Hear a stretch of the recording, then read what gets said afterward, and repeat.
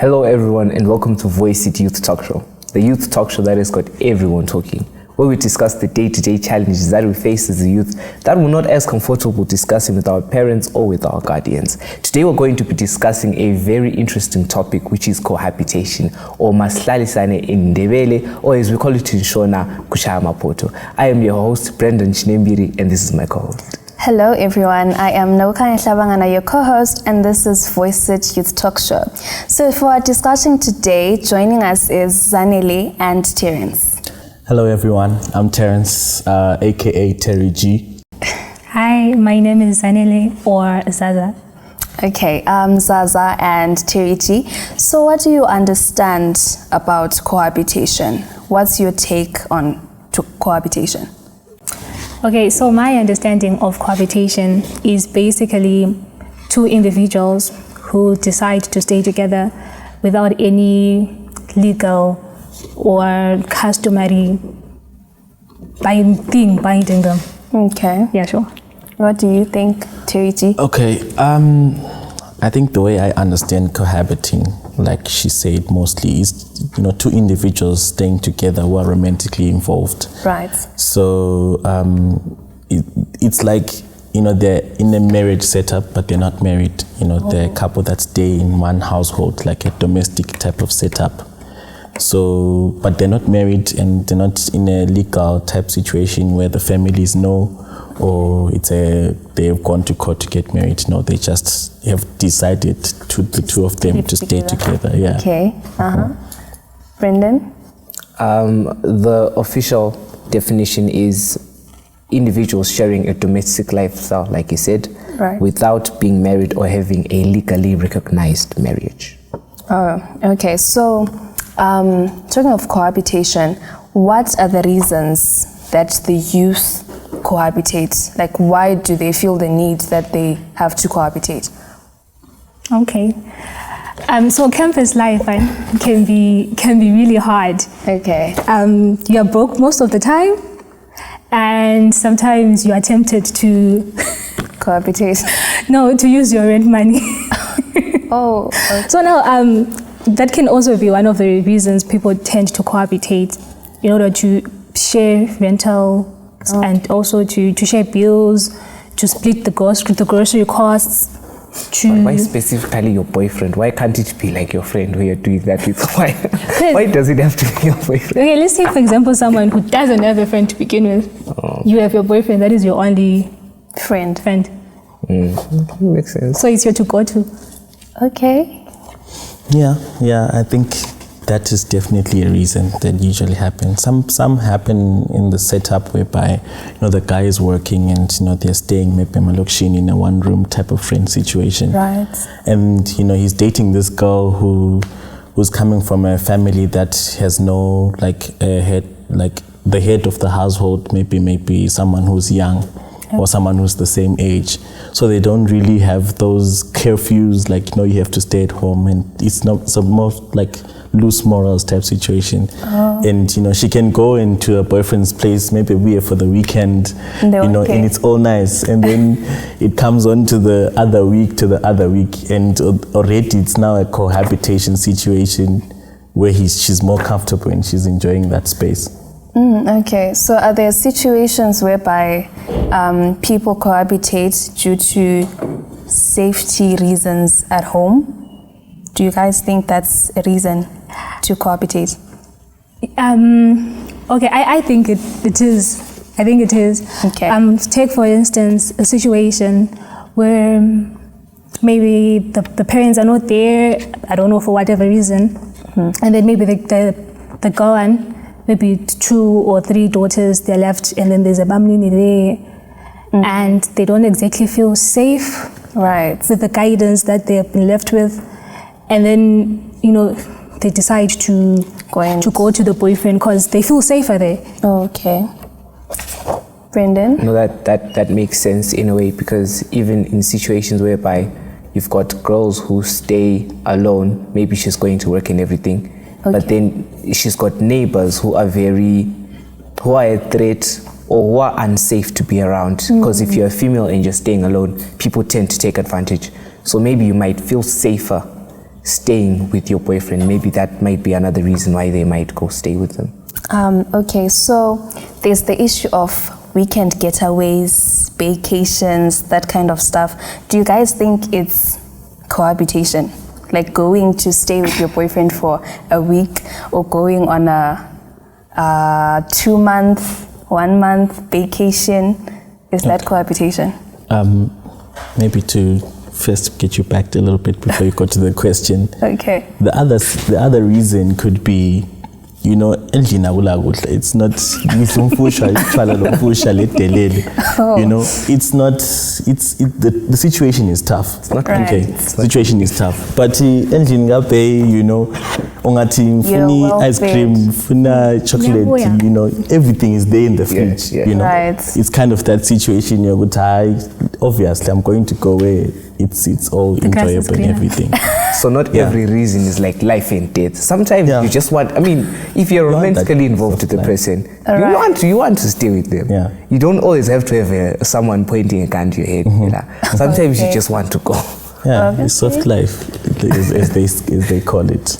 And then, Okay, yes, the question. sorry. And then on the question that you said, Right. hey, I'm a weekend getaway. You know, some they call it a vacation, right? Whereby the girl and the guy, they go maybe to Epic Falls for a weekend getaway. In the African setup already, you know, when you see Uti 6 child and the girl child is not at home, and when a weekend yonke, already is already a situation you're why Raises concern. Yes. So already it's kind of type of a cohabitation type situation, because where are these people going to sleep? They're sleeping in the separate rooms when they go to that place, because they're going to enjoy life. What if Bear has enough money to book 2 rooms? Yeah, that's not possible. Exactly. And you're not cohabitating. Who would actively choose that? Wait, what about those rooms where there are 2 beds? Yeah, but like it still doesn't change anything, honestly. I think cohabitation. Right. When we speak of cohabitation, we're speaking about people who are sharing a domestic lifestyle. So when we speak about a domestic lifestyle, we're saying there's certain things that happen in a domestic lifestyle that these people are now taking part in.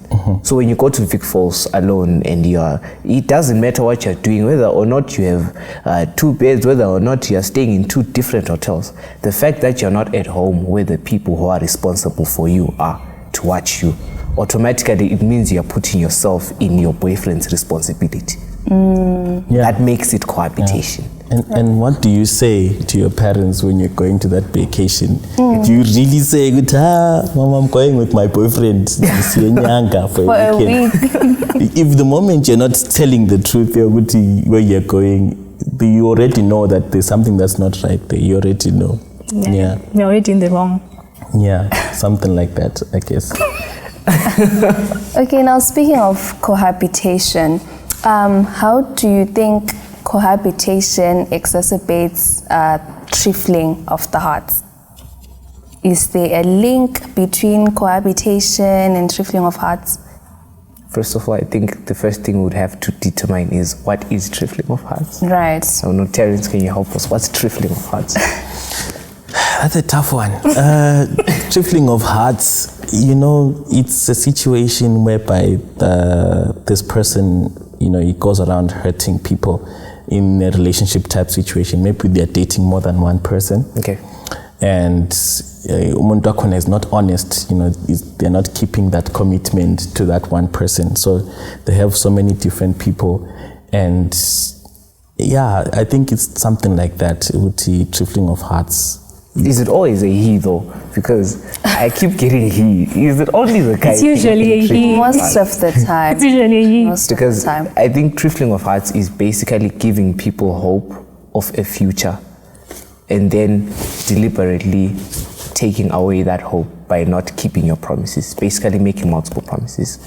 So I think that trifling of hearts can be exacerbated by cohabitation in the sense that when you stay with someone without any legal or official jurisdiction or anyone knowing, you have the ability to do that with multiple people. That's why you have situations whereby the neighbors end up saying that this guy brings in different girls, things like that, because there's no one to tell you anything. So if I can bring you home and I'm alone, what stops me from bringing also Sanel or Kathy or whoever? So that's my opinion. Yeah, I that's definitely an interesting point, because also when it's in the cohabitation situation, you're making that person believe that we can stay together. Exactly. This thing can be a possibility for a long time, could be a future type situation. Yeah, but then maybe there's a bit of a line that we could cross in the idea the relationship doesn't work out. Even in the cohabitation situation, it doesn't work out. Maybe the girl vele what we doing? Exactly. Some type of situation like that. You're already expecting marriage standards, but then you're just exactly. Yeah. Okay, what about you, Zah? What do you think? I'm actually thinking, what draws the line between me visiting my boyfriend for a long time and cohabitating? For example, I can go see my boyfriend from 8 to 8. Then I go back home. Then I go the next day. From 8 to 8? From 8 to 8. Every day. And maybe the guy is working and he goes to work and stuff. But then I'm there. I'm doing the house stuff. I'm cooking if it's cooking, I'm cleaning if it's cleaning. He comes back and then there's food. But I'm not staying there. Like, I'm not going to sleep there. I'm just there for 8 to 8. It's like a 8 to 8 kind of job thing. So am I cohabitating or what? Are we cohabitating or not? Question to the floor. What do you gents think? Is that cohabitating? I honestly think it is. If someone comes, if you're saying you're there from 8 in the morning to like 8 in the evening, if you're there when I'm not there, already when someone knocks and says, is anyone home, and you are there, that already means that you are the person who's home at the time. So automatically you're cohabiting. Right. Okay, I think we're now pushing the boundaries here to see what cohabitation is. We are really pushing the boundaries. In that situation, what are you doing there? You're cooking, and then you make sure there's food that's made. Already, so ngati you're a wife in that house. He has Netflix though. He has Netflix. Okay. So I can sit back and Netflix and chill on my own and not do anything. Interesting. Yeah, it's very interesting to put it that way. But I feel like we're already pushing the bounds in the idea. Fine, you're not sleeping there, but you're there on a daily basis, and there's no other place that you're going. Basically, lapho suhlala khona, kulapho lala khona kuphela. And then you come in the morning. Ekuseni nxa sivuka vele sifica ungekho because siyawazi ukuthi usihambile. Exactly. You know that you are gone. All right, those are very interesting points that we have heard regarding cohabitation and the trifling of hearts. Now catch us on the next segment whereby we further discuss cohabitation and trifling of hearts.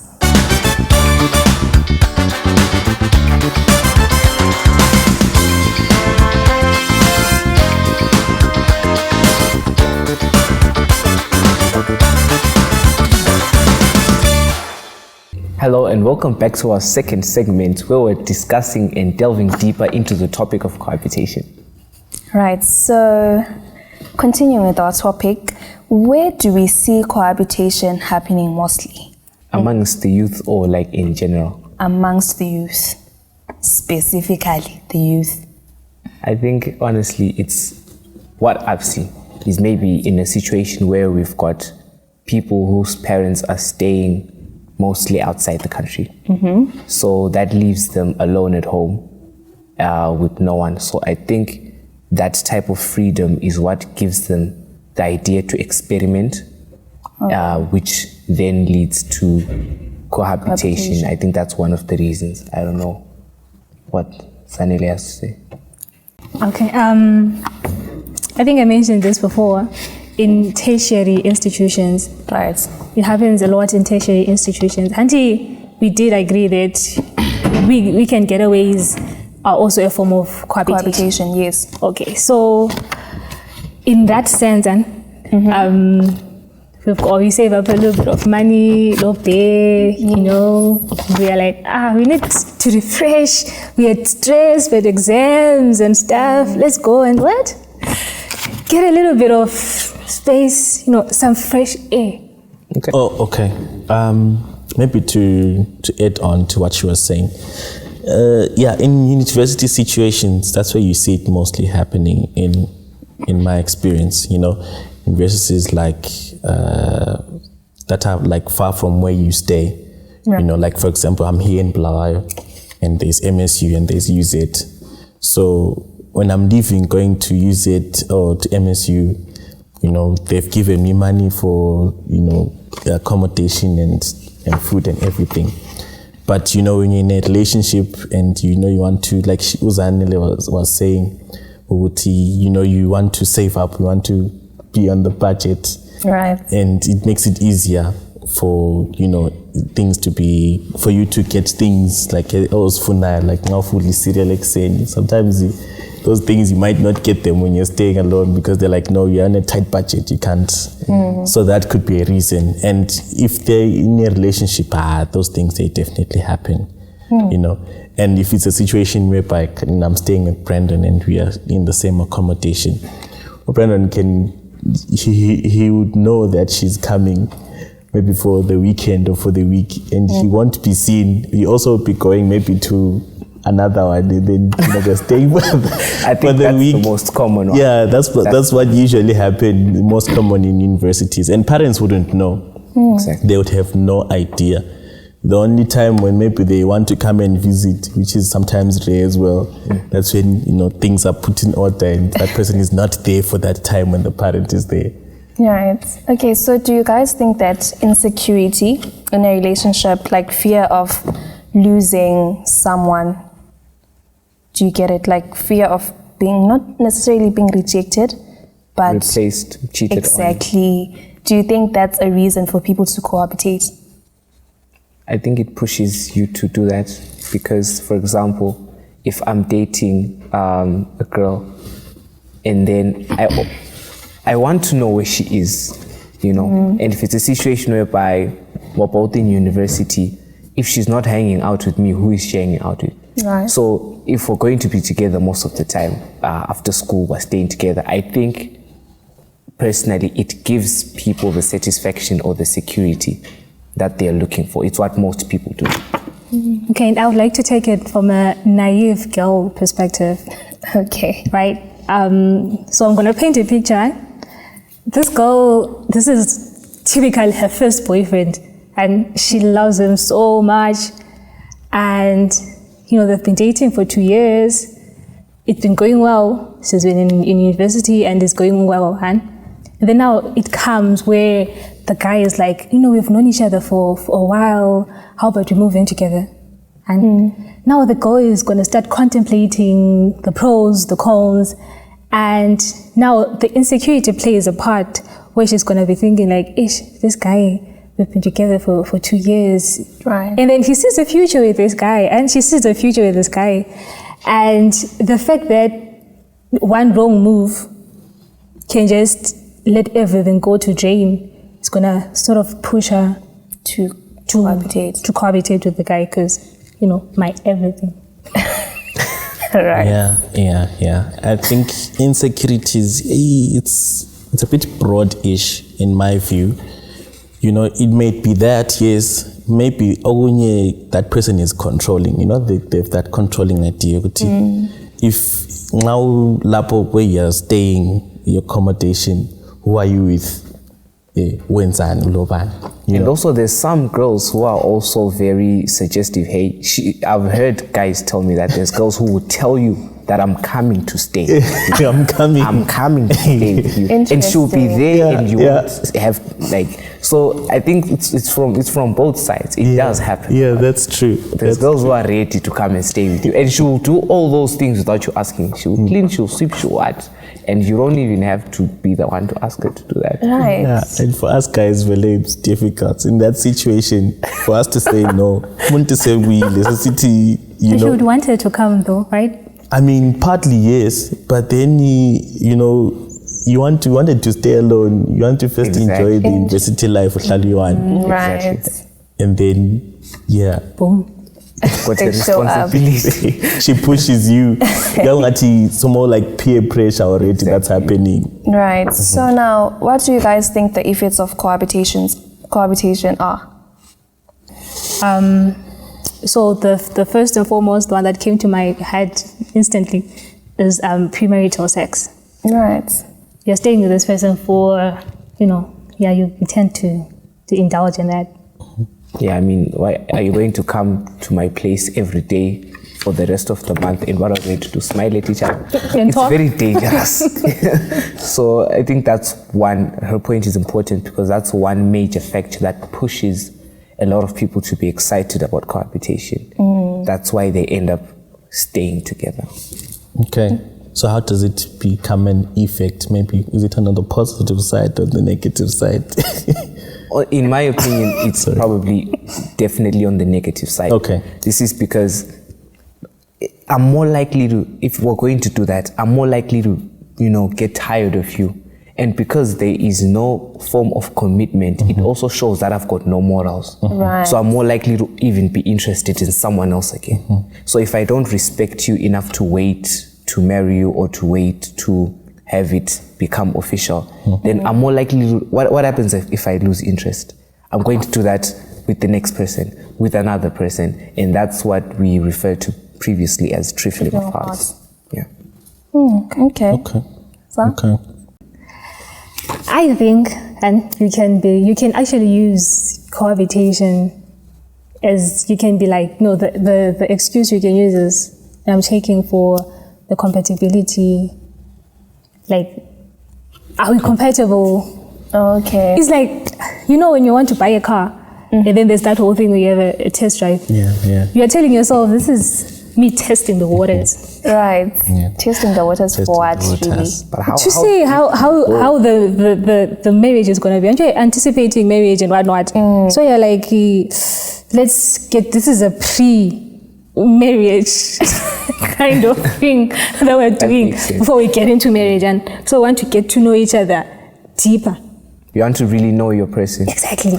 But when you spoke of premarital sex, now you're posing yourself, you're putting yourself in a really difficult position. Because now when you stay with someone a lot, someone told me that you don't test the waters of the river with both feet. You don't test how deep the river is with both feet. Okay. You don't jump in there. You put in one foot first. So when you're cohabiting, you might be saying you're putting in one foot first safely. But how safe are you staying with your boyfriend, testing? What other compatibilities are you now testing? Yeah. You get It's it. tricky. It's a very tricky situation because when you bring in premarital sex, that's when unplanned pregnancies happen. Exactly. We see this in first years, muntu hambile, MSU. Next thing, after first year already, there's something happening. Exactly. Hey, what's happening? I'm done, Exactly. How did that happen in that cohabiting situation? Because it's not all the time that you think you're going to be safe in those things until you test, and then there's always some lasting effects on those things. Premarital sex. And also, you might be in the situation whereby now when you go to that next relationship or when you get married, you're going to start comparing.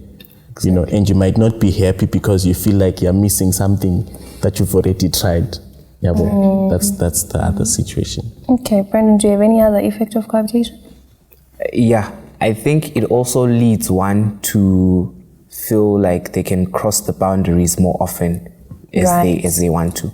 So if I'm going to stay with you while we're dating for 2 years and we're staying together, of course, the next girl who's going to come, if she tells me that she doesn't want to stay with me because she's respecting her principles, I won't understand that. Right. Because I've gotten used to crossing the boundaries and staying with someone.